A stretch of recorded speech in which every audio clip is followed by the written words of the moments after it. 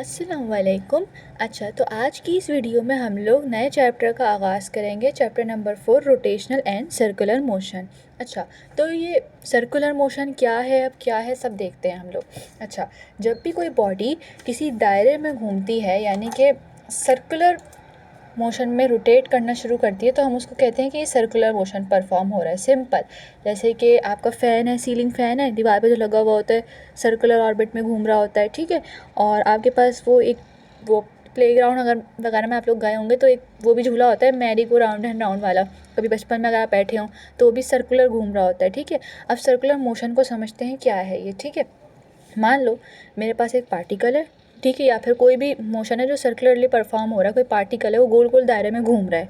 अभी बस याद रखो कि सर्कुलर मोशन क्या है, जब भी कोई पार्टिकल गोल गोल दायरे में घूमना शुरू करेगा तो वो सर्कुलर मोशन को परफॉर्म करता है, ठीक है। अच्छा, अब देखो मेरे पास एक पार्टिकल है, ठीक है, वो सर्कुलर ऑर्बिट पे घूम रहा है, वो गोल गोल घूम रहा है, यानी कि वो सर्कुलर मोशन परफॉर्म कर रहा है। तो ठीक है, ये एक सर्कल है। अगर परफेक्ट नहीं बना है तो ऐसे देख लें, ये एक सर्कल है, ठीक है। सर्कल क्या होता है, ये सेंटर से लेके यहाँ तक का फासला, कोने तक का फासला रेडियस होता है, यानी कि सेम होता है हर एक में, मतलब यहाँ कोने से ये फासला भी सेम होगा। सर्कल हम कहते ही ऐसे शेप को है जो सेंटर से लेके कोने तक का फासला हर पॉइंट पे बराबर होगा, तो वो मेरे पास सर्कल होता है, ठीक है। इसको हम क्या कहते हैं, कोने से लेके हम सर्कमफेरेंस तक का फासले को आर रेडियस कह रहे होते हैं, ठीक है। अब फर्स्ट करो मेरे पास एक पार्टिकल है, वो सर्कुलर ऑर्बिट में घूमना शुरू हो जाता है, ठीक है। अभी वो इस पॉइंट के ऊपर था, मैंने इस पॉइंट को नाम दे दिया ए का। अब वो मोशन परफॉर्म करते करते घूम के इस पॉइंट के ऊपर आ गया बी के ऊपर, तो जाहिर है वो यहाँ सर्कमफेरेंस के ऊपर कोई फासला कवर कर रहा है, तो वो यहाँ सेंटर में एक एंगल बनाएगा, लाजिम है बनाएगा। जब सर्कुलर ऑर्बिट पे घूम रहा है, समझो यहाँ अभी इनिशियली ए पे था, घूम के बी के ऊपर आया, तो उसने सेंटर में एक एंगल सबटेंड किया है। तो ये जो सेंटर में एंगल होता है ना, हम इसको कहते हैं थीटा। और ये थीटा क्या है हमारे पास, angle subtended at the centre, angle subtended at the centre, E D, at the centre of the circle, centre of the circle.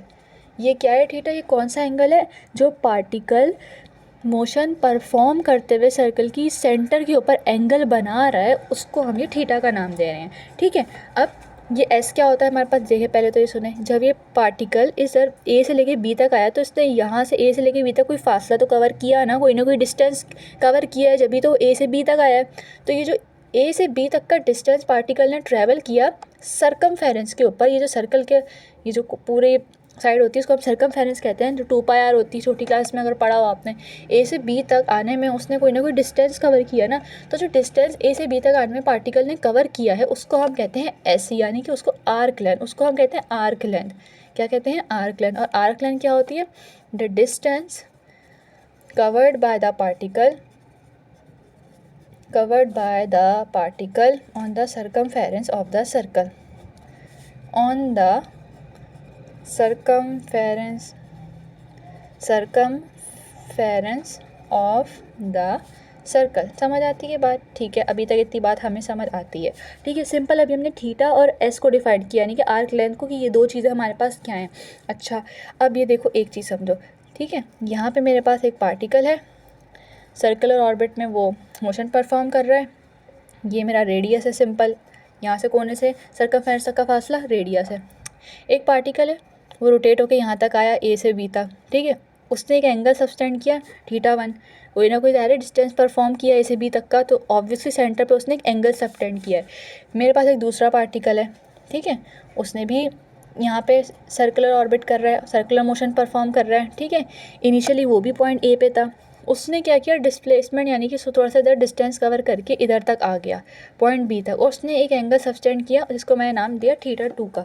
अब यहाँ से क्या बात समझ आ, अच्छा, यहाँ पे जो मेरे पास θ1 बना है, क्या वो ये नज़र आ रहा है आपको कि θ2 के मुकाबले में छोटा है। क्यों छोटा है, क्योंकि यहाँ से जो इस पार्टिकल ने ए से बी तक डिस्प्लेसमेंट कवर किया है वो कम किया है, यानी कि इसने डिस्टेंस कम कवर किया, तो इसका जो एंगल सबटेंड हुआ सेंटर के ऊपर वो भी छोटा हुआ, ठीक है। यहाँ पे जब इस पार्टिकल ने इधर डिस्टेंस कवर किया, ज़्यादा कवर किया इसके मुकाबले, तो इसका एंगल भी बड़ा सबटेंड हो रहा है। तो हमें यहाँ पे एक चीज़ समझ आती है कि जो एस है ना, आर्क लेंथ, मेरी आर्क की लेंथ, यानी कि जो पार्टिकल इधर सर्कमफेरेंस के ऊपर डिस्टेंस ट्रेवल कर रहा है वो डायरेक्टली प्रोपोर्शनल है थीटा के। क्यों है, क्यों है? क्योंकि यहाँ पे जितना से डिस्टेंस कवर किया उतना ही एंगल यहाँ पे बना, यानी इसने कम डिस्टेंस कवर किया तो उतना ही छोटा एंगल बना। जब यहाँ पे डिस्प्लेसमेंट ज़्यादा हुई, यानी कि पार्टिकल ज़्यादा डिस्टेंस कवर किया सरकमफेरेंस के ऊपर, तो उतना बड़ा एंगल बना ना। ठीक है, अब प्रोपोर्शनैलिटी को हटाएंगे तो एक कांस्टेंट आया मेरे पास आर। ये आर क्या है? ये रेडियस है सर्कल का। ठीक है, और वो कांस्टेंट है। अभी जो मेरे पास थीटा आया है ना, इसको देखो, थीटा का फॉर्मूला अरेंज करो, S/R। ये मेरे पास है थीटा का फॉर्मूला, और इसको हम कहते हैं, जो थीटा है ना, इसको हम कहते हैं एंगुलर डिस्प्लेसमेंट। अब अगर मैं कहूँ कि एंगुलर डिस्प्लेसमेंट को डिफाइन कैसे किया जाए, the angle subtended by the arc length at the centre of the circle is defined as the angular displacement. ठीक है, ये जो थीटा है हम इसको बोलते हैं एंगुलर डिस्प्लेसमेंट। समझ आए अब आपको? यानी कि मेरे पास ये मेरा पार्टिकल मूव कर रहा है। ठीक है, यहाँ पे इनिशियली ये मेरा डिस्टेंस आर है, पहले तो ये मेरा ए था इनिशियल डिस्टेंस। जब ये ए यहाँ तक, ये पार्टिकल पॉइंट ए से पॉइंट बी तक मूव करके आया, तो इसने जो एंगल बनाया, जो थीटा इसने यहाँ बनाया, वो किसके बराबर है? S/R के। और S क्या है मेरे पास? Arc length. ये आर्क लेंथ जो इसने यहाँ पे ये डिस्टेंस ट्रेवल किया। ठीक है, अब हमारे पास एक फार्मूला ये आ गया, S=R theta, where theta is the angular displacement. Angular displacement क्या है? अभी मैंने पीछे ये बात आपको क्लियरली बताई है। ठीक है, एंगुलर डिस्प्लेसमेंट। एंड एस क्या है? Arc length, arc length. ठीक है, अच्छा अब देखो मेरे पास एक पार्टिकल है। अगर मैं कहूँ 1 रेवोल्यूशन के लिए, 1 रेवोल्यूशन क्या होता है? यानी कि एक पूरा चक्कर। ठीक है, अब ये पार्टिकल है मेरे पास। ठीक है, ये इनिशियली यहाँ से इसने स्टार्ट किया मोशन, और ये यहाँ से पूरा डिस्टेंस ट्रेवल करके इसी पोजीशन के ऊपर वापस आ गया। तो इसने डिस्प्लेसमेंट कितना कवर किया? पूरा डिस्प्लेसमेंट कितना कवर किया? एस मेरे पास किसके बराबर आ जाएगा डिस्प्लेसमेंट? वो आ जाएगा 2πr के बराबर। 2πr के बराबर क्यों आएगा? आप देखें, पार्टिकल इनिशियली टाइम जब 0 था मेरे पास, तो इनिशियली इस पॉइंट के ऊपर था। अब क्या हुआ? पार्टिकल ने पूरा डिस्टेंस कवर किया, यानी कि एक पूरा चक्कर काट के इधर आ गया वापस। तो इसने क्या किया? ये सर्कल के सरकमफेरेंस के ऊपर फासला कवर किया। और सरकमफेरेंस ऑफ सर्कल कितना होता है? 2πr होता है। यानी कि इसने जो डिस्टेंस ट्रेवल किया वो सरकमफेरेंस के बराबर था। समझ आई बात? तो मैंने कहा S=R थीटा, एक चक्कर काटा इसने पूरा, जिसमें इसने डिस्प्लेसमेंट कितना कवर किया? 2πr। ठीक है, 2πr, R radius as it is. अब थीटा मेरे पास क्या होगा? मेरे पास थीटा इसने बनाया, यानी कि एक पूरा गोल चक्कर, अगर मैं कहूँ इसने पूरा एक चक्कर कवर किया है, तो फिर उसमें अंदर एंगल कितना बनाया? होप से आपको पता होगा कि 360 डिग्री का एंगल कवर हुआ होगा। क्वाड्रेंट्स पढ़ा होगा आप लोगों ने, क्वाड्रेंट के बारे में। यहाँ पे 180 डिग्री होता है, यहाँ पे 270, यहाँ पे पूरा घूम के आता है तो 360 हो जाता है। ठीक है, आर से आर कैंसिल हो गया, 2π मेरे पास बराबर आ गया 360 डिग्री के। यानी कि 1 रेवोल्यूशन, एक पूरा चक्कर जो इसने काटा, वो बराबर है 2π के। और पाई की वैल्यू अगर हम यहाँ से निकालें, 2 को उधर ले जाके डिवाइड कर दें, तो बराबर आ जाएगा 180 डिग्री के। ये छोटी मोटी कन्वर्जन जो आप याद रखें। अब अगर मैं यहाँ पे आपसे पूछूं कि 1 रेडियन किसके बराबर है, पहले ये लिख लें, पाई बराबर है 180 डिग्री के। ठीक है, अगर मैं पूछूं, ये जो पाई तो रेडियन है ना, अगर मैं पूछूं कि 1 रेडियन, एक रेडियन किसके बराबर है, कितने डिग्री के बराबर है, तो मैं दोनों तरफ क्या कर रही हूँ? पाई से डिवाइड कर देती हूँ। इस साइड के ऊपर ही मैंने पाई से डिवाइड किया, 180 को भी मैंने पाई से डिवाइड किया, पाई से पाई कैंसिल। तो ये जो 1 रेडियन है ये बराबर आ जाएगा, इसको कैलकुलेटर में डाल के सॉल्व करें, 180 को पाई से डिवाइड कर दें तो आंसर आ जाएगा 57.3 डिग्री के। तो 1 रेडियन मेरे पास बराबर होता है 57.3 डिग्री के। अगर अब मैं पूछूं कि 1 डिग्री बताओ, 1 डिग्री किसके बराबर है? अभी क्या आपने ड्राइव किया? पाई बराबर है 180 डिग्री के, दोनों तरफ 180 डिग्री से डिवाइड करें, पाई डिवाइड बाई 180, 180 से दोनों तरफ डिवाइड करें, 180 से 180 कैंसिल, पाई अपॉन 180 करें, तो आपके पास जो इसका आंसर आएगा वो आएगा 0.0174। और ये 1 डिग्री, 1 डिग्री किसके बराबर है? 1 डिग्री बराबर है 0.0174 रेडियंस के। ठीक है, ये छोटी मोटी चीज़ें थी जो आपको याद रखनी होती हैं। सही है, अच्छा अभी जो एंगुलर डिस्प्लेसमेंट हम पढ़ के आए ना, अभी एंगुलर डिस्प्लेसमेंट के यूनिट्स देख लें क्या क्या होता है। ये मैंने आपको छोटी मोटी कन्वर्जन सिखाई कि ये इतना डिग्री इसके बराबर होता है, 1 डिग्री इसके बराबर है, 1 रेडियन इसके इक्वल है। ठीक है, अब यूनिट देख लें एंगुलर डिस्प्लेसमेंट के। एक यूनिट होता है हमारे पास रेडियन, एक यूनिट हमारे पास होता है रेडियन, एक होता है हमारे पास डिग्री, इसको हम एंगुलर डिस्प्लेसमेंट को हम डिग्री में भी नाप रहे होते हैं। डिग्री जैसे हम एंगल नापते हैं ना 57 डिग्री का, 90 डिग्री का, हमारा फेमस राइट एंगल ट्रायंगल वाला ना, ठीक है, डिग्री भी है इसका यूनिट वैसे। और एक है रेवोल्यूशन, रेवोल्यूशन भी एंगुलर डिस्प्लेसमेंट का ही यूनिट है, ठीक है। बट हम यहाँ पे आमतौर में एंगुलर डिस्प्लेसमेंट को रेडियन में लेते हुए चल रहे होंगे, ठीक है। अच्छा, मैं दोबारा समराइज़ कर देती हूँ अभी तक मैंने क्या बताया एंगुलर डिस्प्लेसमेंट के बारे में। एंगुलर डिस्प्ले अभी मैंने फार्मूला पढ़ाया आपको, ऐसे देखो जो आर थीटा, सिंपल, ठीक है। एस क्या बताया मैंने, आर्क लेंथ, आर्क लेंथ ये सर्कल में कोई बॉडी यानी सर्कुलर मोशन परफॉर्म कर रही है, ठीक है। यहाँ ए है, ए पे है इनिशियल पॉइंट पे, ये चल के बी तक आ गई, ट्रैवल करके बी तक आ गई, इसने जो डिस्प्लेसमेंट कवर किया सरकमफेरेंस पे, सर्कल के सरकमफेरेंस के ऊपर, ये है मेरे पास एस, ठीक है। इसने जो फासला कवर करके बीच पे एंगल बनाया वो मेरे पास थीटा है, जिसको हम कहते हैं एंगुलर डिस्प्लेसमेंट, ठीक है। ये बात समझ आती है?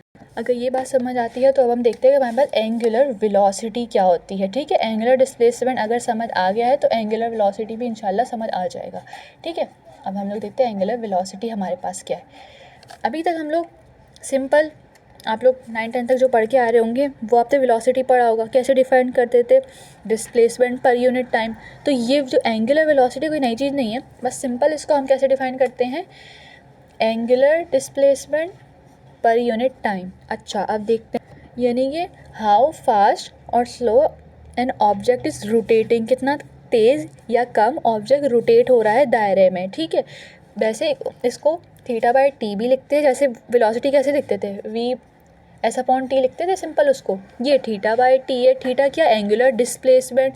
एंगुलर डिस्प्लेसमेंट क्या बताई थी मैंने, दोबारा देख ले, सर्कल में बॉडी रोटेट कर रही है, पॉइंट ए पे थी, डिस्टेंस कवर करके ये एस था, ठीक है, ये एस था, और ये क्या थी, थीटा था हमारे पास, ये थीटा था, थीटा अपॉन टी, कितना उसने मतलब डिस्प्लेसमेंट कवर किया टाइम से उसको डिवाइड, यानी कि इस सिचुएशन में थीटा 1 था। अब यहाँ से आगे मूव करके बॉडी यहाँ पे आ गई थीटा 2 पे, थीटा 2 फासला कवर किया, फिर थीटा 3 किया। तो ओमेगा क्या है कि rate of change of angular displacement, rate of change of angular displacement, कितना एंगुलर डिस्प्लेसमेंट कवर हो रहा है टाइम टी के अंदर, ठीक है। एंगुलर डिस्प्लेसमेंट ओमेगा को हम लोग ऐसे भी शो करते हैं, delta theta upon delta T, लेकिन ये और ये असल में बात एक ही होती है। अभी कैसे होती है मैं आपको बता देती हूँ, ठीक है। देख लेते हैं कैसे होती है। फर्स्ट करो हमारे पास एक बॉडी है, ठीक है, वो रोटेट कर रही है सर्कल में, ठीक है। इनिशियली पॉइंट ए पर थी, ठीक है, उसने एक एंगल बनाया मेरे पास, थोड़ा छोटा सा एंगल बनाया, एक थीटा 1, और इसने आगे जब इस पॉइंट बी पे आई, फिर आगे ट्रैवल करके डिस्टेंस आई ये थीटा 2 के ऊपर, ठीक है। अब इसको मेरे पास डेल्टा थीटा कैसे आएगा, डेल्टा कैसे निकालते थे, यानी कि चेंज ना, चेंज इन एंगुलर डिस्प्लेसमेंट बोला था मैंने, चेंज इन एंगुलर डिस्प्लेसमेंट, ठीक है। तो मेरे पास चेंज कैसे आता है, थीटा 2 माइनस का theta 1 divide by delta T कैसे आएगा, T2 माइनस T1। अच्छा, मैंने ये जो थीटा 1 लिया है और ये T1, मैंने इसका डिस्टेंस मैंने देखो मैंने क्या किया, मैंने स्टार्ट में एज्यूम किया T इज इक्वल टू 0 से मैंने एंगल नापना स्टार्ट किया था, क्योंकि इनिशियली तो ये रेस्ट पे था ना पार्टिकल, यानी टाइम 0 के ऊपर था। तो उस वक्त तो मेरे पास कोई एंगल इसने नहीं बनाया था ना, उस वक्त इनिशियली ओरिजिन के ऊपर अगर मैं खड़ी हुई हूँ और ऑब्जर्व करना ही हूँ, तो फिर क्या हुआ, time is equals to T is equals to 0 के ऊपर। इनिशियली इसने कोई एंगल नहीं बनाया, बाद में इसने बनाया, तो इनिशियली मेरा एंगल 0 है, ठीक है। और मेरे पास टाइम इज इक्वल टू 0 पे लिया, इनिशियली तो 0 था ना सब कुछ, तो क्या आ गया, वही आ गया थीटा बाई टी, वही आ गया मेरे पास। तो एंगुलर वेलोसिटी का कोई पूछे तो कैसे सिंपल डिफाइन किया जाएगा, rate of change of angular displacement, body कितना डिस्प्लेसमेंट कवर कर रही है रोटेट होने में, वो हमारे पास विद रिस्पेक्ट टू टाइम वो हमारे पास है एंगुलर वेलोसिटी। अच्छा, आम तौर पे ना जो एंगुलर वेलोसिटी है ना, उसकी जो है ना डायरेक्शन सेम ही होती है, डायरेक्शन डिफाइंड ही होती है, मतलब सेम ही होती है। अच्छा, जो मैं जो भी पार्टिकल रोटेट कर रही है एंटी क्लॉकवाइज कर रहा है, बस 2 रोटेशन होती हैं। अगर मैं ऐसे बात करूँ, कोई पार्टिकल ऐसे रोटेट कर रहा है तो ये मेरे पास क्लॉकवाइज है, ठीक है, और ये मेरे पास एंटी क्लॉकवाइज है, ये वाली डायरेक्शन एंटी क्लॉकवाइज होती है, एंटी क्लॉकवाइज, ठीक है। अच्छा, जो एंगुलर वेलोसिटी होती है ना, उसकी आमतौर पे जो होती है ना मैग्नीट्यूड, वो चेंज नहीं होता, सॉरी मैग्नीट्यूड चेंज हो रहा होता है, डायरेक्शन सेम ही होती है आमतौर पे बता रही हूँ मैं, वरना हो सकता है चेंज, लेकिन वैसे मैं आमतौर पर बता रही हूँ। जैसे कि आपके पास आपका फ़ैन होता है ना, सीलिंग फ़ैन, आप उसको ऑब्ज़र्व करिएगा। इनिशियली जब आप उसको स्विच ऑन करते हैं, पहले उसकी जो होती है वो जो कैसे रोटेट कर रहा होता है, ऐसे ऐसे आपका फ़ैन रोटेट कर रहा होता है। इनिशियली उसकी जो एंगुलर वेलोसिटी होती है वो कम होती है, आहिस्ता आहिस्ता वो बढ़ना शुरू होती है, आहिस्ता आहिस्ता बढ़ती है ना फ़ैन की। ये तो नहीं है ना कि फटक से आपने पंखा खोला और एकदम से तेज़ तेज़ घूमना शुरू हो गया, नहीं, आहिस्ता आहिस्ता वो घूमता है। फिर एक टाइम आता है कि कांस्टेंट वेलोसिटी के साथ वो घूमना शुरू होता है, एकदम से तो तेज़ नहीं होता ना। मतलब एंगुलर वेलोसिटी का मैग्नीट्यूड चेंज हो रहा होता है। आपने फ़ैन खोला, क्या होता है, स्टार्ट में वो आहिस्ता आहिस्ता घूमता है, फिर एक टाइम आता है, यानी कि पहले उसमें वो उसकी स्पीड बढ़ती है, ठीक है। फिर एक पॉइंट आता है वो कांस्टेंट स्पीड के साथ घूमना शुरू हो जाता है। फिर जब आप फ़ैन स्विच ऑफ करते हैं तो क्या होता है, फिर उसकी वेलोसिटी घूमते घूमते घूमते, यानी एंगुलर वेलोसिटी, क्योंकि सर्कुलर मोशन ना, घूमते घूमते घूमते एक टाइम आता है स्टॉप हो जाता है, फिर कम होती है, ठीक है। लेकिन फ़ैन की डायरेक्शन तो रोटेट होने की सेम ही होती है ना। ये मैं एक आम तौर पे बात बता रही हूँ एंगुलर वेलोसिटी की। जो मैग्नीट्यूड होता है ना, मैग्नीट्यूड आम तौर पे चेंज हो जाता है एंगुलर वेलोसिटी के केस में, पर डायरेक्शन जो होती है ना आम तौर पे सेम ही होती है। मैंने सीलिंग फ़ैन की एग्जांपल दी आपको, ये मैंने वैसे एक बात बता रही हूँ कि एंगुलर वेलोसिटी की, ताकि आपको थोड़ा बहुत समझ आए कि ये हो रहा होता है कि मैग्नीट्यूड आम तौर पे वैसे रेयर केसेस में हो भी रहा होता है चेंज, मैग्नीट्यूड चेंज नहीं भी हो भी सकता है, नहीं भी हो सकता। लेकिन मैं फ़ैन की जो एग्जांपल दे रही थी वो यही दे रही थी आपको कि मैग्नीट्यूड एंगुलर वेलोसिटी का चेंज होता है, डायरेक्शन फिक्स रहती है आम तौर पे। हो भी सकता है चेंज हो रही हो, लेकिन फ़ैन के केस में जो मैंने आपको ये बात समझाई उसके अंदर मैंने पूरा यही बताया कि मैग्नीट्यूड, आपने फ़ैन खोला, ठीक है, स्टार्ट में क्या हुआ, मैग्नीट्यूड उसका बढ़ना शुरू हुआ, एंगुलर वेलोसिटी यानी कि बढ़ रही है ना उसके अंदर, पहले स्पीड जा रहा है फ़ैन की, आप जब खोलते हैं तो पहले क्या पता है एंगुलर वेलोसिटी उसकी घूमने की 5 हो, फिर आहिस्ता आहिस्ता चेंज होती है। एक पॉइंट आता है फ़ैन आपका कांस्टेंट स्पीड के साथ रोटेट करना शुरू हो जाता है। जैसे ही आप फ़ैन ऑफ करते हैं तो क्या होता है, उसकी स्पीड डिक्रीज़ होना शुरू हो जाती है, घूमते घूमते। आप जब स्विच ऑफ करते हैं तो फ़ौरन से तो नहीं रुकता ना वो, बिल्कुल एक स्पीड के साथ घूमता है, मतलब तेज़ी से तो घूम ही रहा होता है, फिर आहिस्ता आहिस्ता आहिस्ता फिर वो रुक जाता है, ठीक है। तो मैग्नीट्यूड यहाँ पे चेंज हो रहा है वेलोसिटी का, लेकिन डायरेक्शन तो फिक्स है ना, डायरेक्शन तो नहीं चेंज होती। ऐसा तो नहीं ना कि आपने पंखा खोल दिया फिर वो एक स्पीड के साथ मतलब वो एक डायरेक्शन के साथ घूम रहा है, फिर बीच में उसने अपनी डायरेक्शन पलट ली, ऐसे तो नहीं होता ना। डायरेक्शन आमतौर पे एंगुलर वेलोसिटी की सेम रहती है, मैग्नीट्यूड हाँ चेंज हो सकता है, ठीक है। अब हम देखते हैं कि हमारे पास ये इंस्टेंटेनियस एंगुलर वेलोसिटी क्या होती है, इंस्टेंटेनियस एंगुलर वेलोसिटी क्या होती है और एवरेज एंगुलर वेलोसिटी क्या होती है, ठीक है, देखते हैं। अच्छा, एवरेज एंगुलर वेलोसिटी को कैसे डिफ़ाइन करते हैं। अच्छा, ये जो ओमेगा होता है ना हमारे पास, ये जो एंगुलर वेलोसिटी है, इसको हम लोग किससे डिफ़ाइन करते हैं, ओमेगा से। ओमेगा हमारे पास एक वेक्टर क्वांटिटी डायरेक्शन होती है, इसकी भी मैं डायरेक्शन निकालना सिखाऊंगी कैसे निकालते हैं पूरी, ठीक है। ये हमारे पास वेक्टर क्वांटिटी है, ठीक है।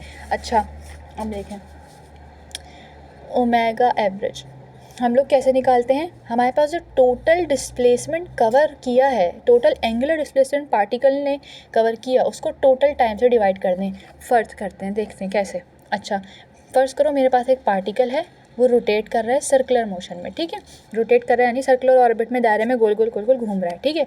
मेरे पास क्या होता है, वेरिएबल एंगुलर वेलोसिटी के साथ घूम रहा है। ये वेरिएबल एंगुलर वेलोसिटी क्या है, जो हर लम्हे चेंज हो रही है, यानी कि फ़िक्स नहीं है, हर लम्हे चेंज हो रही है।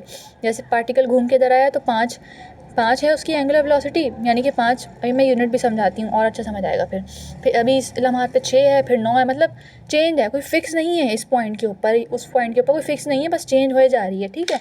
अब क्या होगा, इसने यहाँ पे इनिशियली ए पे था, बी पे था, फिर सी पे आया, मतलब वेलोसिटी डिफरेंट है हर पॉइंट के ऊपर। इसने कोई ना कोई फिर दायरा एंगल भी बना ही रहा है, ठीक है। इसने क्या किया, हर वेरिएबल एंगुलर वेलोसिटी के साथ मेरा पार्टिकल घूमे जा रहा है, ठीक है। अब अगर मैं एवरेज एंगुलर वेलोसिटी की बात करूँ तो जो टोटल डिस्प्लेसमेंट हुआ है ना, टोटल एंगुलर डिस्प्लेसमेंट जितना भी परफॉर्म हुआ है, अगर मैं उसको टोटल टाइम से, सॉरी टाइम है ये, टोटल टाइम से मैं डिवाइड कर दूँ तो मेरे पास जो वेलोसिटी आएगी वो होगी एवरेज एंगुलर वेलोसिटी, ठीक है। और ये किस केस में, वेरिएबल, अगर मेरे पास वेरिएबल है, वेरिएबल एंगुलर वेलोसिटी यानी कि हर लम्हे पर चेंज हो रही है। अब देखते हैं इंस्टेंटेनियस एंगुलर वेलोसिटी क्या है। इंस्टेंटेनियस को कैसे देखेंगे,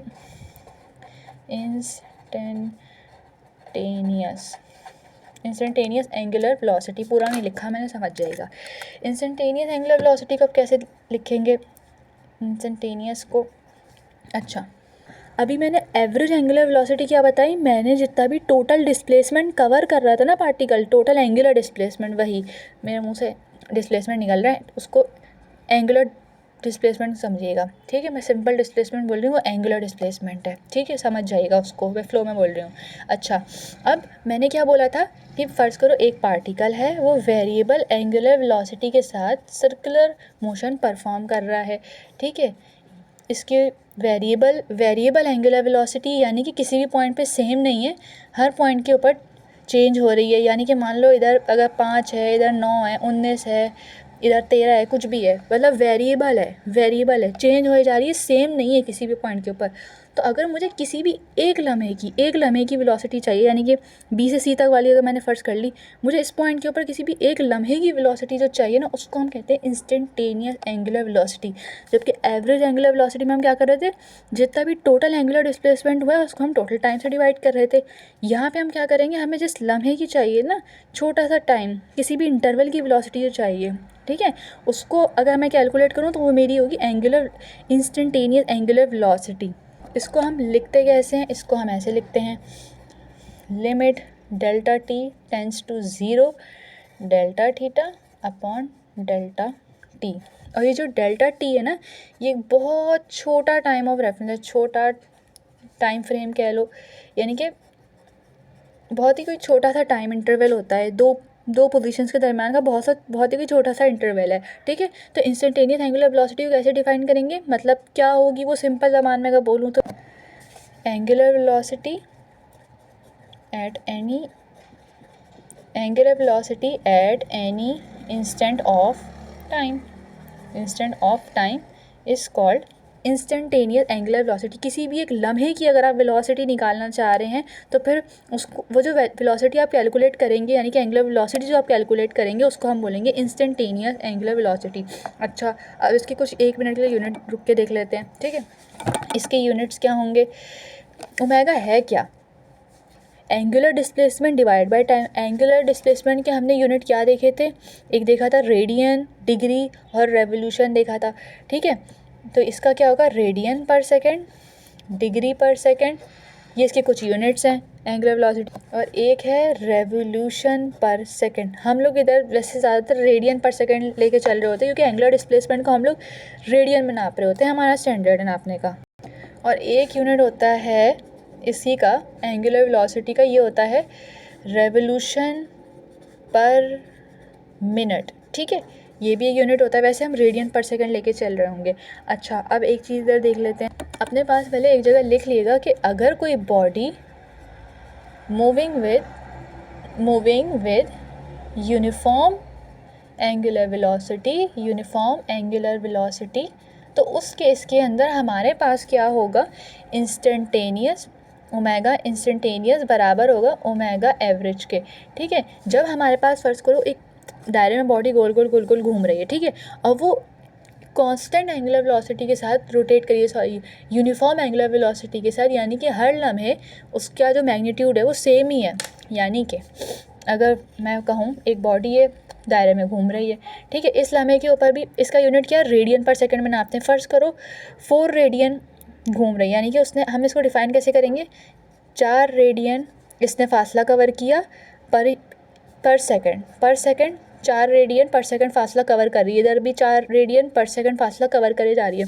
तो उस केस के अंदर ओमेगा इंस्टेंटेनियस, यानी कि इंस्टेंटेनियस एंगुलर वेलोसिटी और मेरी एवरेज एंगुलर वेलोसिटी हमेशा बराबर आ रहे होंगे।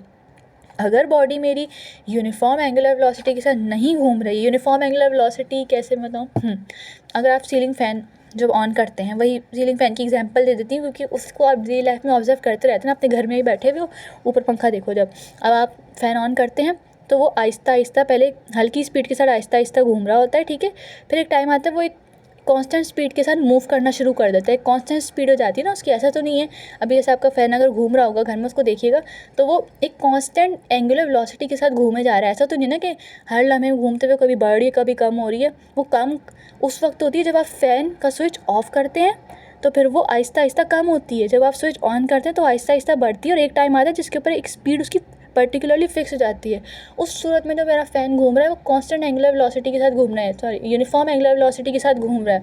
उस सूरत में जो ओमेगा इंस्टेंटेनियस है, यानी कि इंस्टेंटेनियस एंगुलर वेलोसिटी वो एवरेज एंगुलर वेलोसिटी के बराबर होगी। ये सिर्फ यूनिफॉर्म, अगर बॉडी यानी कि मेरी यूनिफॉर्म एंगुलर वेलोसिटी के साथ घूम रही है, ये सिर्फ इस केस में होगा, वरना नहीं होगा।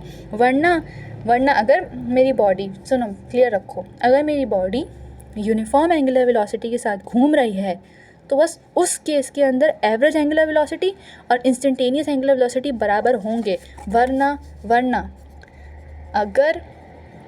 अगर बॉडी यूनिफॉर्म वेलोसिटी के साथ, यूनिफॉर्म एंगुलर वेलोसिटी के साथ नहीं घूम रही, नॉट रोटेटिंग, नहीं घूम रही, ये आपको बताने के लिए लिख रही हूँ मैं ऐसे रोटेटिंग, तो उस सूरत में अगर नहीं घूम रही है तो उस सूरत में हो सकता है ओमेगा इंस्टेंटेनियस ओमेगा एवरेज से ज़्यादा हो, या हो सकता है might be possible omega average ज़्यादा इससे बड़ी हो इंस्टेंटेनियस से, ठीक है, या फिर हो सकता है दोनों बराबर हों। ये हो सकता है का केस सिर्फ उस वक्त है अगर बॉडी यूनिफॉर्म एंगुलर वेलोसिटी के साथ नहीं घूम रही, सिर्फ उस वक्त, ठीक है। ये सिर्फ उस वक्त के लिए है अगर ये मेरी बॉडी यूनिफॉर्म एंगुलर वेलोसिटी के साथ नहीं रोटेट कर रही, और अगर वो रोटेट कर रही है यूनिफॉर्म एंगुलर वेलोसिटी के साथ, तो ये अपने दिमाग के अंदर बिठा लो कि ये दोनों बराबर होंगे, इंस्टेंटेनियस एंगुलर वेलोसिटी और एवरेज एंगुलर वेलोसिटी से उस सूरत में बराबर होंगे, ठीक है। अभी तक ये बात समझ आती है। अब मैंने क्योंकि ये बात बताई कि जो एंगुलर वेलोसिटी है वो एक वेक्टर क्वांटिटी है, ठीक है। अब उसकी डायरेक्शन भी होती है, और डायरेक्शन आप खुद भी निकाल सकते हैं। वो कैसे निकालेंगे? By right hand rule. निकाल के दिखाती हूँ मैं, बाय राइट हैंड रूल। ये राइट हैंड के ज़रिए हम इसकी डायरेक्शन निकाल रहे होते हैं, ठीक है। अच्छा, अब देखना यहाँ पे मैं निकाल के दिखाती हूँ आपको। फ़र्ज़ करो मेरा एक ऑब्जेक्ट है, ठीक है, वो सर्कुलर मोशन परफॉर्म कर रहा है और घूम रहा है क्लॉकवाइज। मेरा ऑब्जेक्ट क्लॉकवाइज डायरेक्शन में घूम रहा है, यानी कि ऐसे घूम रहा है मेरा ऑब्जेक्ट इस डायरेक्शन में, यानी हाथ के इशारा देखो, ऐसे घूम रहा है। तो ये वाला जो है मेरा, ये है एंटी क्लॉकवाइज मेरी बॉडी, इसका मतलब है घूम रही है। अब एंगुलर वेलोसिटी की डायरेक्शन कैसे निकाली जाएगी? ये एक मिनट, ये देखो, ये मेरा एक ऑब्जेक्ट है, ठीक है, वो एंटी क्लॉकवाइज रोटेट कर रहा है, यानी कि ऐसे। अपना ये जो हाथ है इसको डायरेक्शन ऑफ मोशन की फॉर्म में रखें, जिस डायरेक्शन में आपका बॉडी रोटेट कर रहा है, ठीक है, इस डायरेक्शन में रखें। अब जो थंब है ना, थंब वो उसी डायरेक्शन में निकलेगा, उसी डायरेक्शन की तरफ पॉइंट होगा जहाँ पे आपकी एंगुलर वेलोसिटी की डायरेक्शन होगी। ये देखें, मेरा ऑब्जेक्ट है, एंटी क्लॉकवाइज घूम रहा है, थंब को मतलब हैंड्स को उस पोजीशन में रखें।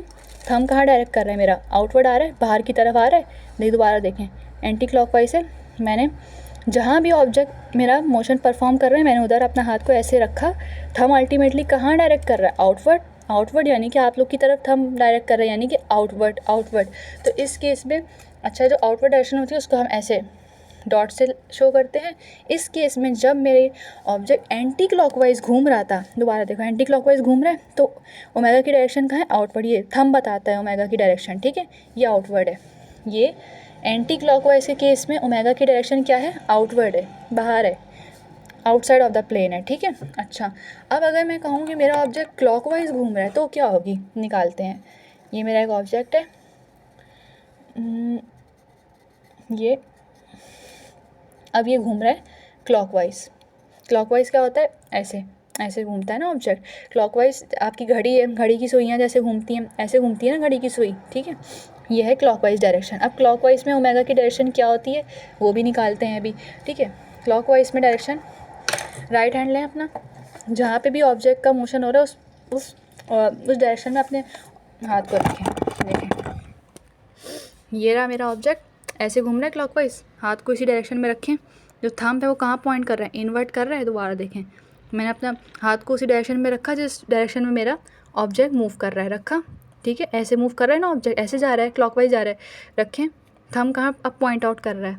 इन्वर्ट कर रहा है। तो इस सूरत में ओमेगा की डायरेक्शन कहाँ है? इनवर्ड है, ठीक है। क्लॉकवाइज में जो ओमेगा की डायरेक्शन होती है वो इनवर्ड होती है।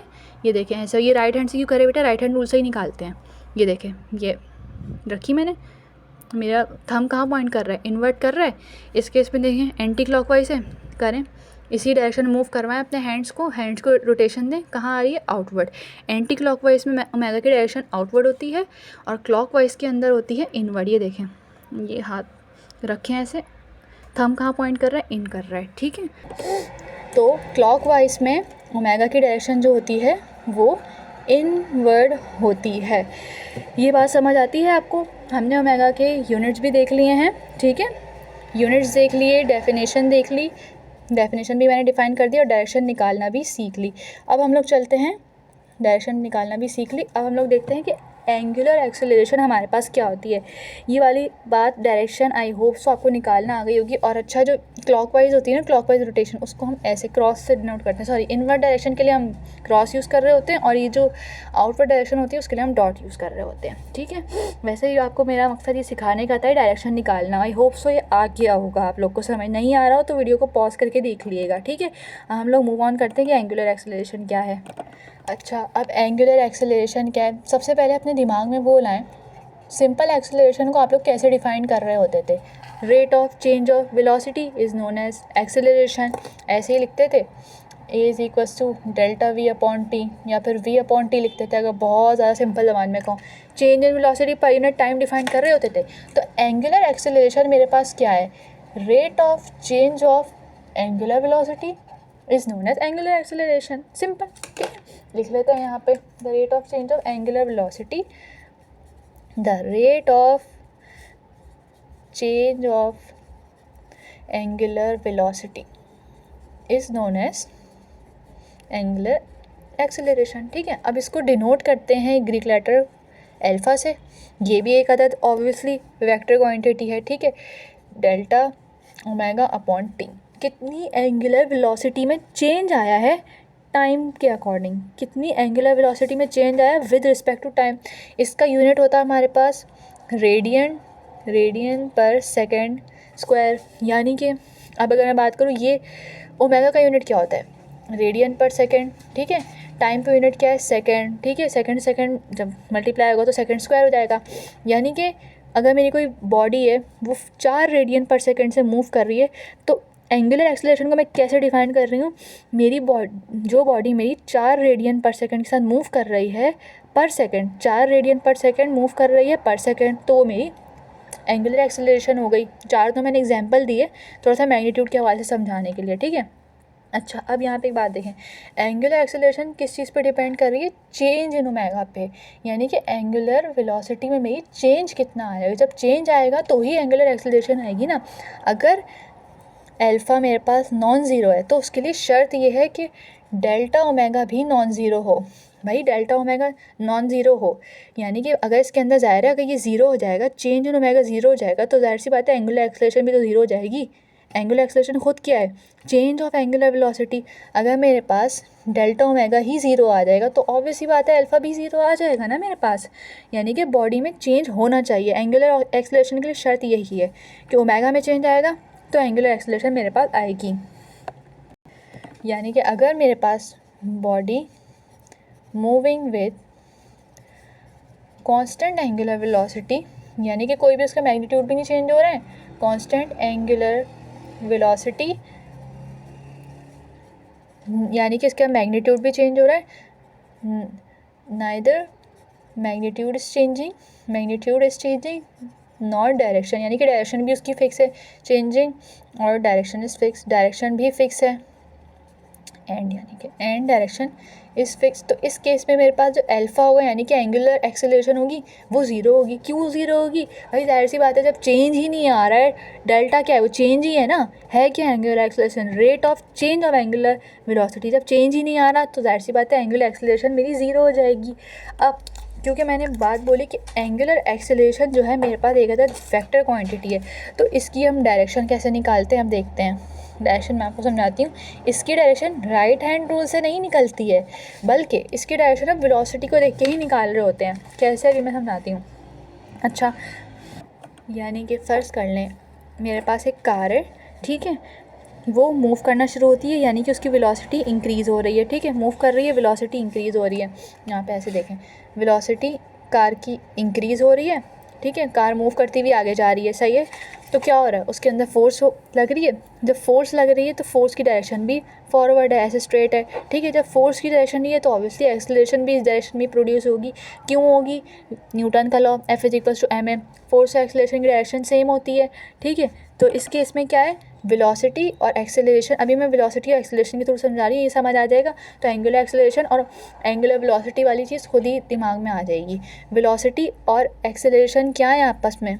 Velocity and acceleration are parallel, यानी कि दोनों की डायरेक्शन सेम है ना, तो ये दोनों एक दूसरे के पैरेलल है। इस केस में वेलोसिटी और एक्सेलरेशन, देखो मेरे एक पास एक कार थी, ठीक है, कार स्टार्ट हुई, एक्सेलरेशन प्रोड्यूस हुई, यानी कि वेलोसिटी अब क्या हो रही है भाई, इनिशियली रेस में थी, अब मैंने गाड़ी को स्टार्ट करी तो ऑब्वियसली अब जीरो से वेलोसिटी इंक्रीज़ होना शुरू हो गई ना इसकी, तो जाहिर सी बात है फोर्स भी उसी डायरेक्शन में है इस केस में, और फोर्स ज़ाहिर फॉरवर्ड है तो फिर इसी केस में एक्सेलरेशन भी उसी डायरेक्शन में होगी। जो फोर्स की डायरेक्शन होती है एक्सेलरेशन की वही डायरेक्शन होती है। कैसे होती है बेटा? न्यूटन का सेकंड लॉ F=ma से ही बात प्रूव है, ठीक है। इस केस में क्या हो रहा है, अगर वेलोसिटी बढ़ रही है तो क्या है, वेलोसिटी और एक्सेलरेशन आर पैरेलल, ठीक है, सेम डायरेक्शन है। अब अगर मैं कहूँ मैंने गाड़ी को ब्रेक लगा दिया है, मतलब ब्रेक मारा, वेलोसिटी तो आगे की तरफ ही है, वेलोसिटी की डायरेक्शन तो आगे है, लेकिन अब फोर्स कहाँ लगी? पीछे लगी, रिटार्डेशन प्रोड्यूस हुई ना, फोर्स पीछे लगी। अब फोर्स की डायरेक्शन अगर पीछे है मतलब बैकवर्ड है तो फिर एक्सेलरेशन की डायरेक्शन भी सेम होगी। तो इस केस में वेलोसिटी एंड एक्सेलरेशन जो है एंटी पैरेलल हैं, ठीक है, एंटी पैरेलल। अच्छा, तो यही सेम केस जो होता है ना, अब हमारे पास एंगुलर वेलोसिटी और एंगुलर एक्सेलरेशन में आ रहा होता है, यानी कि अगर मेरे पास इसको अगर अब मैं ऐसे लिखूं एंगुलर वेलोसिटी केस में, तो अगर मेरे पास डेल्टा ओमेगा किसके बराबर होता है, ओमेगा F माइनस ओमेगा, यानी कि फाइनल माइनस इनिशियल। अगर ओमेगा इंक्रीज़ हो रहा है, मेरा ओमेगा इंक्रीज़ हो रहा है, तो मेरे पास जो एक्सेलरेशन होगा ना वो भी मेरे पास इंक्रीज़ हो रहा होगा, यानी कि दोनों की डायरेक्शन सेम होगी। डेल्टा ओमेगा मेरा क्या आएगा, पॉजिटिव है। अगर मेरा डेल्टा ओमेगा पॉजिटिव है, यानी कि पॉजिटिव है क्या अलामत, इंक्रीज़ हो रहा है, तो उस सूरत में जो मेरा एक्सेलरेशन होगा वो भी इंक्रीज़ हो रहा होगा। इस सूरत में दोनों आपस में पैरेलल होंगे। और यहाँ पे अगर मेरे पास delta omega F minus omega ही देख लो, डेल्टा ओमेगा मेरे पास अगर नेगेटिव में आता है, यानी कि तो उस सूरत में मेरी जो एक्सेलरेशन होगी ना वो, यानी कि एंगुलर एक्सेलरेशन और ये क्या है, angular velocity and omega anti parallel होंगे। यही केस इसके ऊपर अप्लाई कर दिया। अब एक डायग्राम के थ्रू देख लेते हैं सिंपल। और अच्छा हाँ, अगर ओमेगा कांस्टेंट है, मैंने अभी ये पूरा ऊपर ये बात बताई ना कि अगर ओमेगा कांस्टेंट है, अगर ओमेगा कांस्टेंट है, मैग्नीट्यूड और डायरेक्शन चेंज नहीं हो रहा, फिक्स है, तो अल्फ़ा सिंपल 0 होगा। अब यहाँ देखते हैं, ऐसे समझते हैं कैसे। फ़र्ज़ करो मेरे पास एक ऑब्जेक्ट है, सर्कुलर मोशन वो परफॉर्म कर रहा है, ठीक है। ये क्या घूम रहा है, ये घूम रहा है एंटी क्लॉकवाइज, ये घूम रहा है मेरे पास एंटी क्लॉकवाइज घूम रहा है मेरे पास, एंटी क्लॉकवाइज घूम रहा है, ठीक है। यहाँ भी मेरे पास एक ऑब्जेक्ट है, वो भी एंटी क्लॉकवाइज घूम रहा है, ठीक है। अभी मैं बताती हूँ क्या फ़र्क है, बस दोनों एंटी क्लॉकवाइज घूम रहे हैं। और यहाँ पे जो मेरे पास ऑब्जेक्ट घूम रहा है वो कांस्टेंट एंगुलर वेलोसिटी के साथ घूम रहा है, यानी कि मैग्नीट्यूड एंगुलर वेलोसिटी का हर एक लम्हे पर सेम है, 4 रेडियन पर सेकंड यहाँ पर भी है, यहाँ पर भी सेम है, मैग्नीट्यूड डायरेक्शन सेम है। यहाँ पे देखो, यहाँ पे मैंने क्या बोला है, ओमेगा मेरे पास, अच्छा देखो एक मिनट, सारे मोशन जो परफॉर्म हो रहे हैं एंटी क्लॉकवाइज हो रहे हैं, तो ओमेगा की डायरेक्शन क्या है, आउटवर्ड है। सब में ओमेगा आउटवर्ड, ओमेगा आउटवर्ड, इधर भी ओमेगा, वैसे यहाँ पे कांस्टेंट है, ठीक है, होगा वो भी आउटवर्ड लेकिन है कांस्टेंट यहाँ पर, ठीक है। अच्छा, ओमेगा आउटवर्ड है मेरा, और यहाँ पे मैंने फ़र्ज़ किया, यहाँ पे जो मेरी एंगुलर वेलोसिटी है ना ऑब्जेक्ट की वो इंक्रीज़ हो रही है। फ़र्ज़ करो यहाँ पे 9 थी, यहाँ 16 हो गई, 25 हो गई, बढ़े जा रही है इस केस में। यहाँ पे क्या हो रहा है, यहाँ पे कम हो रही है, यहाँ 9 थी तो यहाँ के 4 हो गई, यहाँ के 5 हो गई, यहाँ पे समझो फिक्स ही है, 4 है, हर उस पर 4 रेडियन पर सेकंड हर जगह यही है। अब यहाँ पे देखो, जब ओमेगा इंक्रीज़ हो रहा है, ठीक है, जब ओमेगा मेरा इंक्रीज़ हो रहा है यानी कि वेलोसिटी मेरी बढ़ रही है, तो मैंने पीछे केस पढ़ा है ना अभी कि वेलोसिटी की डायरेक्शन जब फॉरवर्ड है, यानी कि मतलब डायरेक्शन फॉरवर्ड है, यानी कि वेलोसिटी जब इंक्रीज़ हो रही थी मेरी, तो क्या हो रहा था, फोर्स की डायरेक्शन भी इसी से उसमें थी, ठीक है, इसी डायरेक्शन में थी, और फोर्स की डायरेक्शन इधर थी आगे, तो फिर एक्सेलरेशन की भी यही थी, तो एक्सेलरेशन जो होगी वो मेरी होगी आउटवर्ड, यानी कि यहाँ पे एक्सेलरेशन जो मेरी एंगुलर एक्सेलरेशन है वो भी आउटवर्ड होगी ना, आउटवर्ड होगी। मैंने क्या बताया था यहाँ पे, दोबारा देखो, ये दोनों पैरेलल होंगी। मैंने क्या बताया था, ऑब्जेक्ट की वेलोसिटी इंक्रीज़ हो रही है, फोर्स भी इसी डायरेक्शन में होगी, एक्सेलरेशन भी इसी डायरेक्शन में होगी, velocity and acceleration are parallel. क्यों? वेलोसिटी एक्सेलरेशन की डायरेक्शन सेम होगी। तो यहाँ पे वही तो हो रहा है, ओमेगा आउटवर्ड है तो क्या होगा, अल्फ़ा भी आउटवर्ड हो जाएगा। ठीक है, ये किसका केस था, इंक्रीजिंग का। अगर ओमेगा इंक्रीज़ हो रहा है, ठीक है।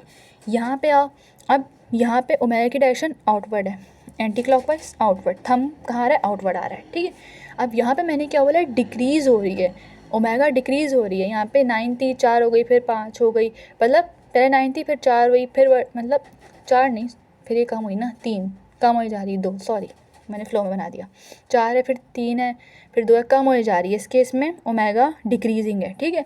तो मैंने क्या बताया था, ठीक है, यहाँ पे मैंने क्या बताया था कि वेलोसिटी की डायरेक्शन तो अगर आगे है, ठीक है, यानी कि फॉरवर्ड है, और फोर्स कहाँ लग रही है, पीछे लग रही है, और एक्सेलरेशन भी सेम डायरेक्शन में फोर्स के, तो इसके अंदर एक्सेलरेशन की जो डायरेक्शन होगी वो इनवर्ड होगी। इस केस में इनवर्ड होगी।